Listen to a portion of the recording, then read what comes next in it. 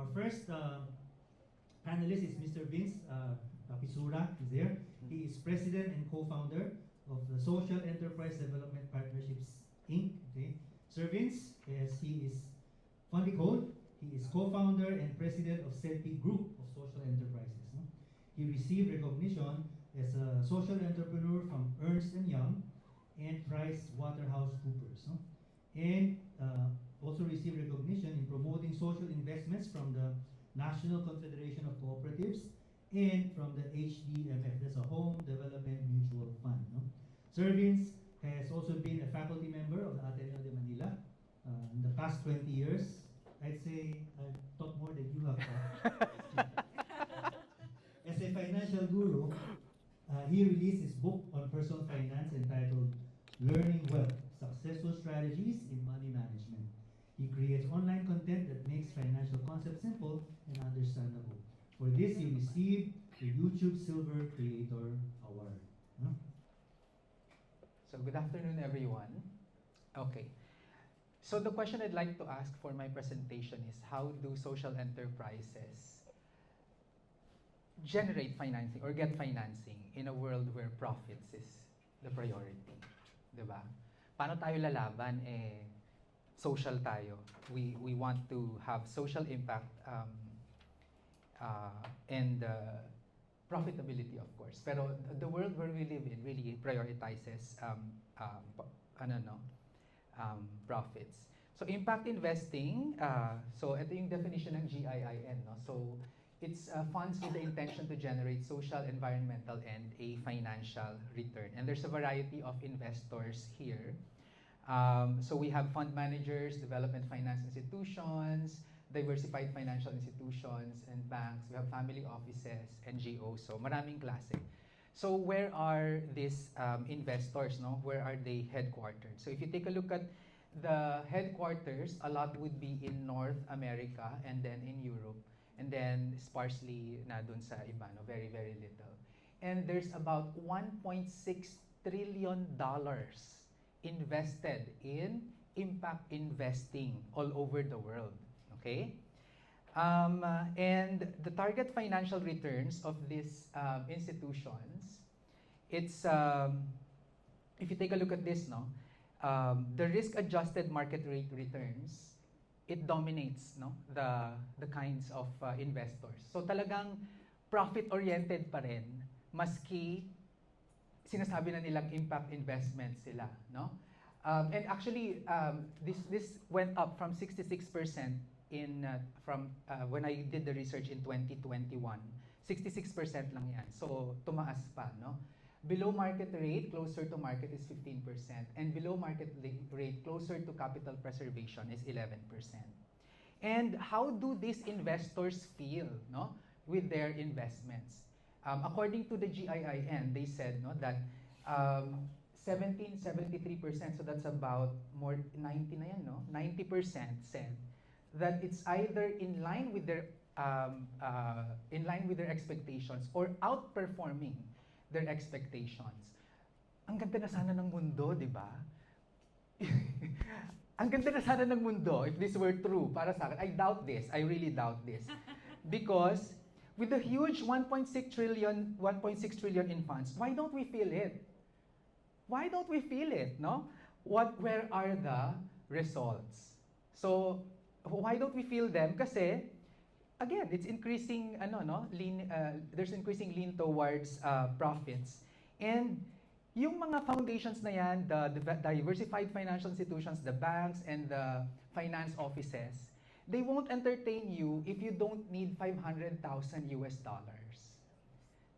Sino na mag-social enterprise sa Pilipinas ang makakakuha niyan, di ba? Nagalit na tuloy ako. Nagiinit yung ulo ko nung pinapresent ko to Sorry ha. So, my question is, so yung impact investing really, I feel, no, is to make the rich feel good because even our statistics would say, no, even the researchers would say that there's a bigger gap now between the billionaires and the poor. Mas lalong gumagrabe. And then here comes ESG naman, no, the environmental responsibility, social equity, and ethical governance of companies, no? And which is actually we are trying to adopt here in the Philippines also. I think there's also already a requirement for corporations here in the Philippines for ESG reporting. Pero what happened here is they become just a tool for as a marketing tool, greenwashing siya. That's why some media outlets no call ESG a scam, really. Okay? Ano yung mga examples niyan, no? Why? ESG scores can be manipulated. It's focused on the process rather than the outcomes. Big corporations game the system, and it's really a way to attract investments rather than drive change.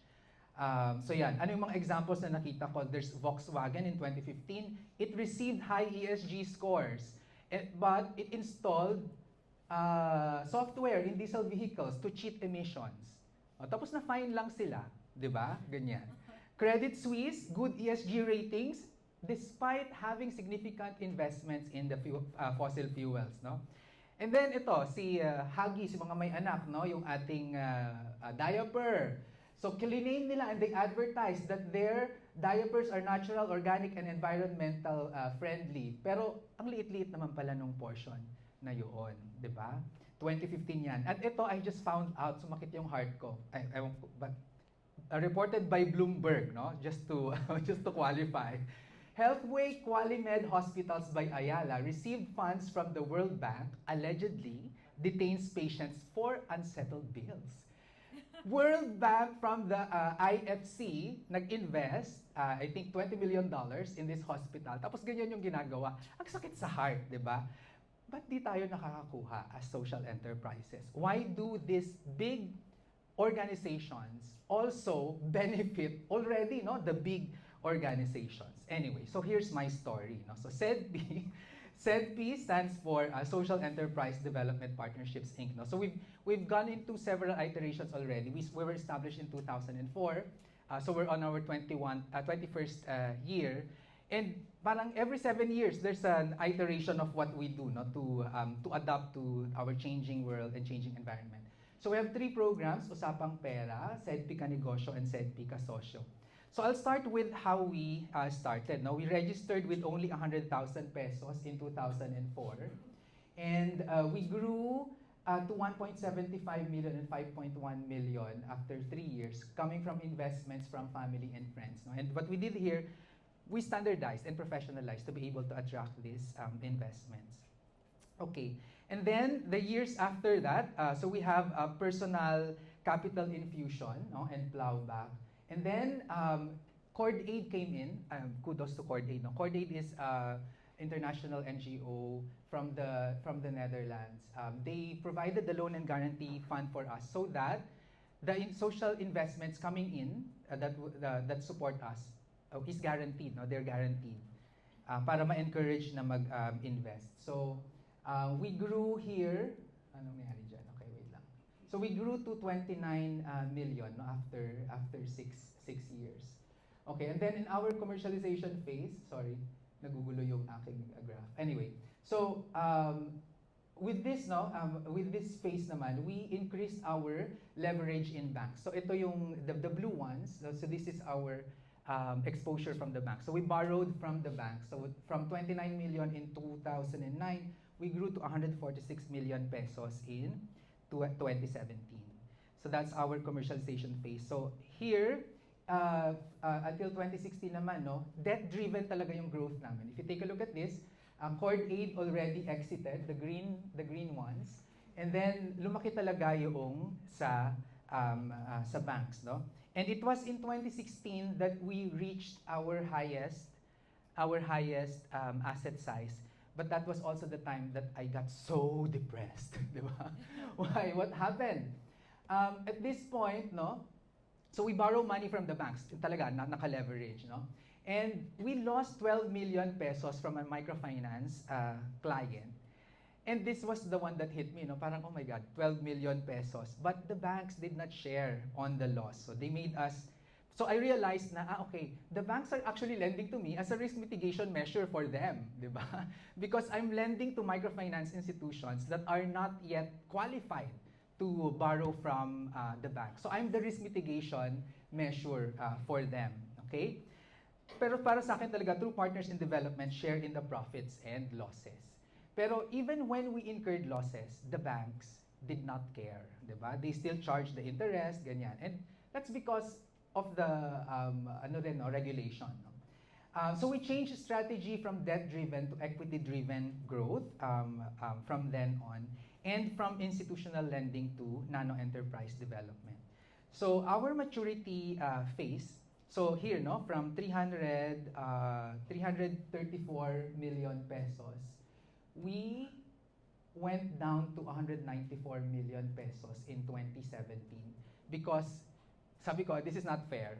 Bakit ako yung, why should I be absorbing all the risks? So we started paying off the debt from the banks, no? And as a result, bumaba yung asset base namin. And the one that we let go was our wholesale financing to microfinance institutions and focused on the micro enterprises. So if you take a look at this, stagnant talaga yung growth namin, no? And so there's a worsening banking environment. So during the pandemic, we lost 17 million pesos because we chose not to accrue interest, no? Yung iba kasi, the banks, they did not collect at a certain period, pero when they lifted it, binayaran mo pa rin yung interest, no? For us, we did not. Ako sabi ko, I cannot enrich myself with the misery of others. Hindi ko kaya, no? Banks did not share on the loss as always, di ba? Instead, because we incurred a loss, they charged higher interest rate because may high risk na daw ako. I did something good, come on. Di ba? But they charged higher interest rate. They lowered our credit line also. And to top it all off, they asked for collateral. Di ba? So, what we did was, we lend to people who are needy, who doesn't have collateral, tapos kami papabayarin lang, papalalagyan ng collateral. The world is so unfair, guys. Anyway, so we shifted from institutions to nano enterprises. So this is how we are now, no? So if you take a look at this one, so we're slowly going up again. So this is, I think, about 310 million, nearing the peak, no? But if you observe our orange line, this is the social investment side. So we focused on social investments here.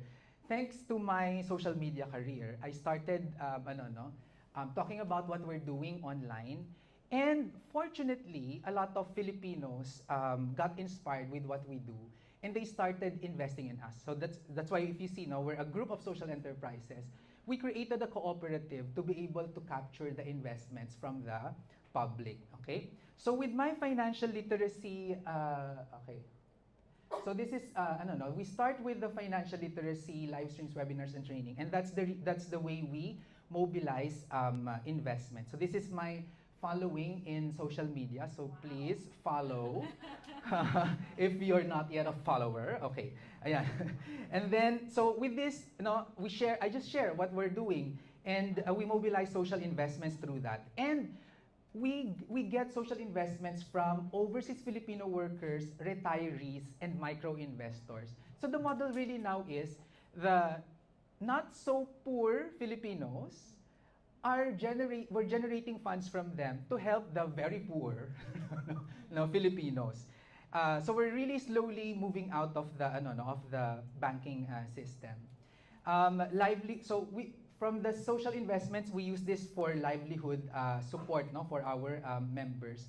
But we don't treat them as debtors, but as business partners. That's why our members, they don't sign a loan agreement for us. It's a joint venture agreement.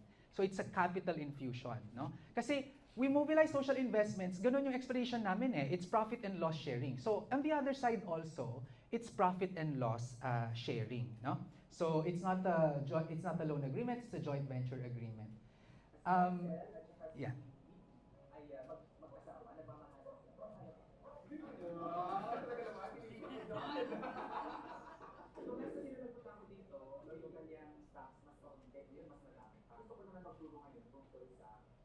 Mabawasan ng loan. Alam ko yung negosyo namin, pagbigay ng kapital, may service charge, pero gusto niya maraming utang, maraming tigo. Siyempre, di ba? Maraming saving. Kasi ang gusto sana ay makalaya tayo sa utang.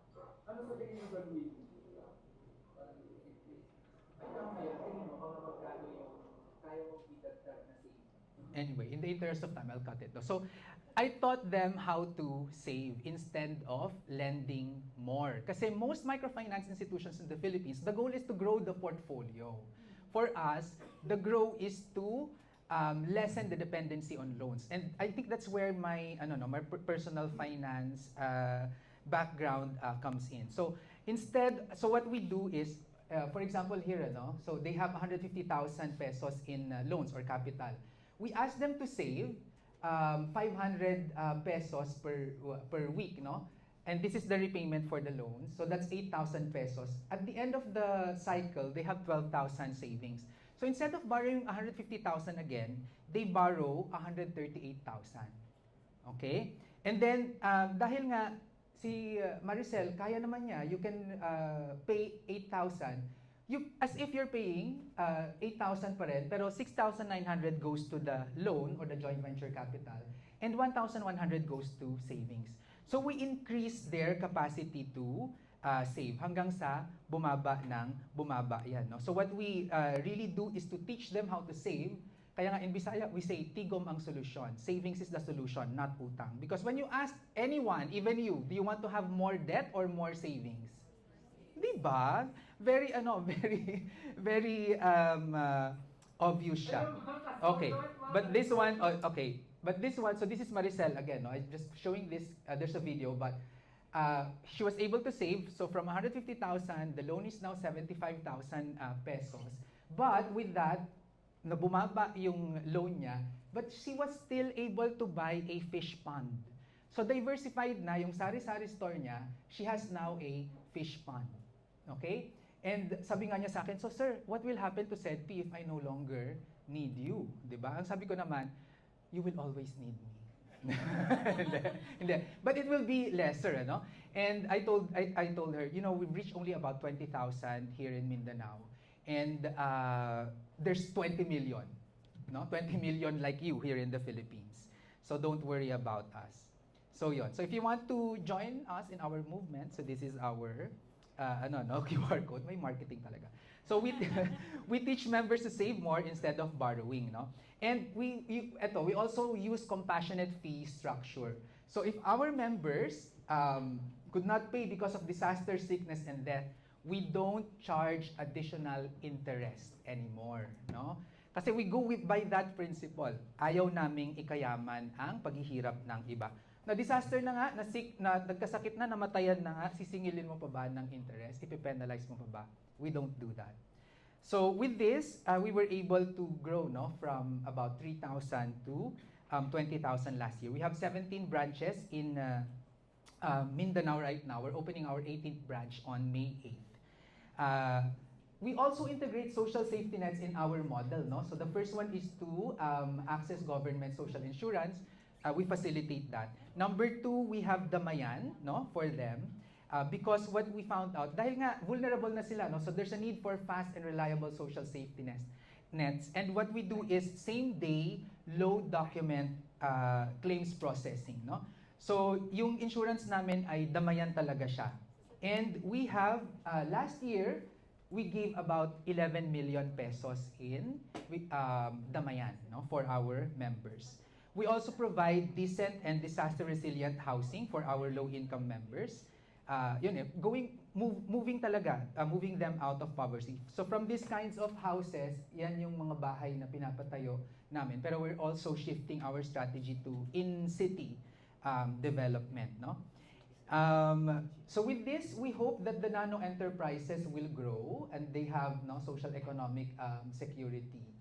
So yun yung nano enterprise. We focus on this because sa DTI, 1 million yung classified as micro enterprises.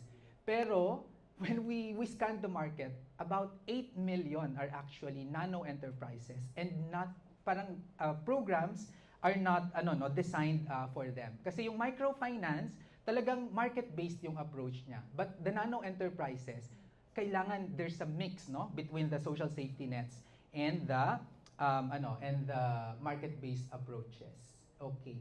And with this, we have our social and financial dividend. No? So that's our model. So, ito talaga, decolonization of finance. Kasi very Western, the way we take a look at finance. So how do we see it? We promote the rich Filipino heritage on finance, anchoring on the mayan. Okay, risk and profit sharing. We also educate our our social investors. No, yun. Instead of creditor-debtor relationship, we are partners.